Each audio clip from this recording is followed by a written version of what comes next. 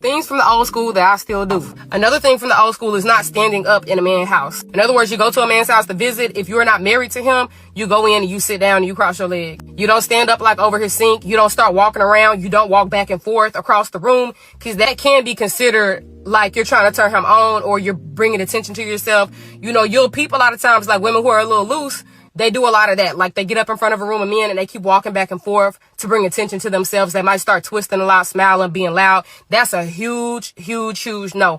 My aunts and grandma always told me, do not ever turn a man on to be cute, because that's a dangerous game if you're not planning to go through with that. And be mindful of your eye contact. Even in the city, pimps wear flashy stuff to see if they can get women to stare at them, because if a woman stares at them, they are quote unquote choosing. Choosing means that you're gullible or naive. You can be manipulated and a man will target you to pimp you out. That's an extreme example, but I'm mindful of, if I'm with my man and his homeboys show up, I won't make eye contact with his homeboys. That's out of respect. I don't particularly make or hold or sustain eye contact with male strangers who I don't know. We don't want to send no mixed signals.